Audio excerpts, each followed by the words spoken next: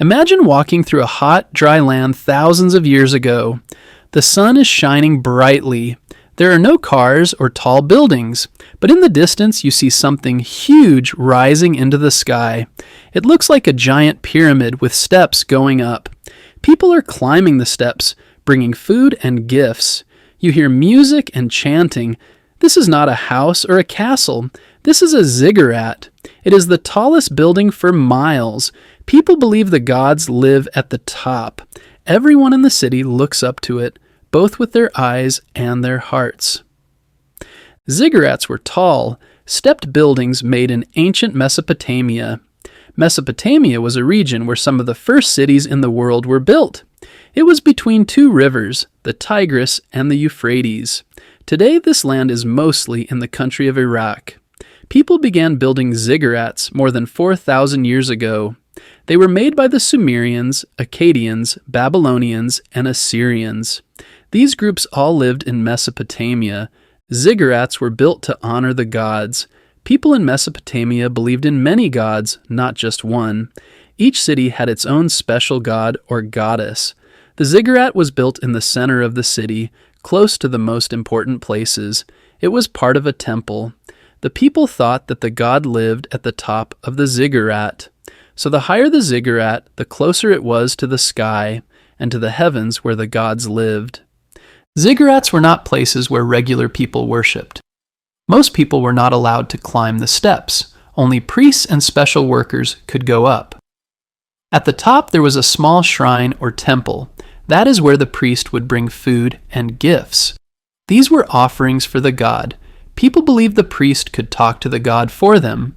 The priest asked the god for help with farming, health, or safety. The design of a ziggurat was very different from the smooth pyramids of Egypt. A ziggurat looked like a giant staircase. It had several levels, or tiers. The biggest ones had up to 7 levels. Each level was smaller than the one below, making it look like steps going up to the sky. The sides often had ramps or stairways. The buildings were made of sun-dried bricks and baked bricks. The inside bricks were not strong and could break in water, so the outside was covered in stronger bricks to protect it from rain. One of the most famous ziggurats was in the city of Ur. Ur was a large city in southern Mesopotamia. The ziggurat of Ur was built around 2100 BCE by King Ur-Nammu. It had 3 levels and was over 100 feet tall. You can still see parts of it today. Archaeologists began digging it up in the 1900s. They found the base, the steps, and many bricks with writing on them. These bricks told the name of the king and the god the ziggurat was for. Another famous ziggurat was in Babylon. Babylon was a powerful city in Mesopotamia. The ziggurat there may have inspired a story in the Bible called the Tower of Babel. That tower was said to reach the heavens. The real ziggurat in Babylon was called Etemenanki. It may have been as tall as a 20-story building. Not much of it remains today. Ziggurats were more than just temples. They showed the power of the king and the city. Building a ziggurat took many workers and lots of time. The king needed strong people, smart builders, and many bricks. This showed that the city was rich and well organized. It also showed that the people cared about their god. A big tall ziggurat was a way to honor the god and bring good luck to the city.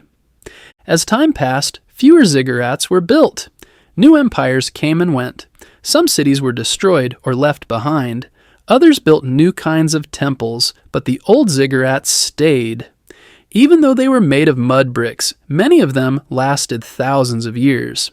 Some are now just large hills. Others have been cleaned and repaired by modern scientists and builders.